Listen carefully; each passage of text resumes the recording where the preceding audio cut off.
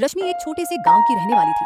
उसका गांव घने जंगलों से घिरा हुआ था, जहां रात के समय अंधेरा इतना गहरा हो जाता था कि हाथ को हाथ साफ नहीं दिखता था।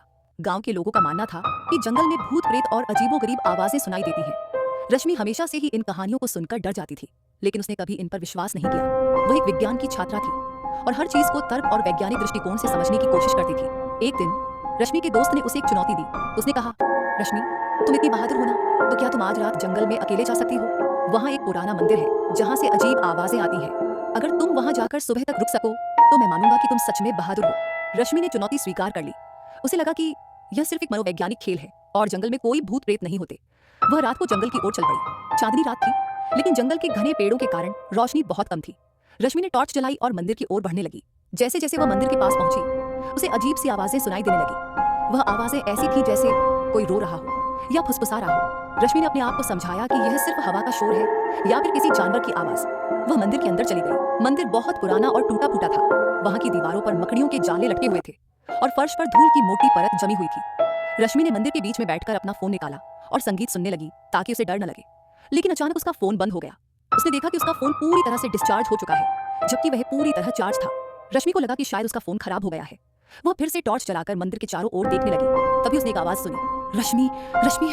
वह चौंक गई। यह आवाज उसके पीछे से आ रही थी। उसने पलटकर देखा, लेकिन वहां कोई नहीं था। उसका दिल तेजी से धड़कने लगा। वह समझ नहीं पा रही थी कि यह आवाज कहां से आ रही है। उसने अपने आप को समझाया कि यह सिर्फ उसका दिमाग है जो उसे डरा रहा है। लेकिन फिर वह आवाज फिर से आई, रश्मि, तुम यहाँ क्यों आई हो? रश्मि ने गुस्से में कहा, कौन हो तुम? मुझे डराने की कोशिश मत करो।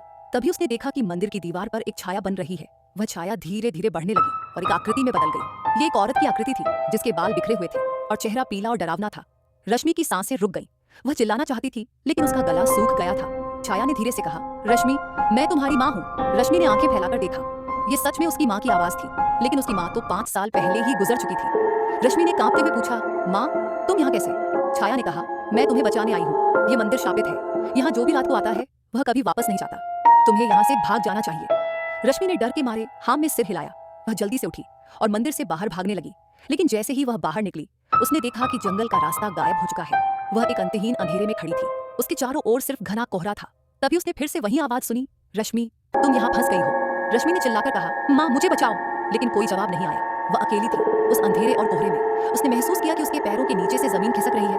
वह एक गहरी खाई में गिरने लगी। उसने चिल्लाने की कोशिश की, लेकिन उसकी आवाज गायब हो गई। अगली सुबह रश्मि के दोस्त उसे ढूंढने जंगल में गए, लेकिन वह कहीं नहीं मिली। उन्होंने मंदिर के पास उसका टॉर्च और फोन पड़ा हुआ पाया, लेकिन रश्मि का कोई अता पता नहीं था। गांव वालों ने कहा कि वह मंदिर शापित है और जो भी वहां रात को जाता है वह कभी वापस नहीं आता। रश्मि की कहानी गांव में एक डरावनी किंवदंती बन गई। लोग कहते हैं कि अगर रात को जंगल में जाओ तो तुम्हें रश्मि की आवाज सुनाई देगी, जो तुम्हें चेतावनी दे रही होगी कि वहां मत जाओ। लेकिन अगर तुम उसकी आवाज नहीं सुनोगे तो तुम भी उसी तरह गायब हो जाओगे जैसे रश्मि गायब हो गई थी।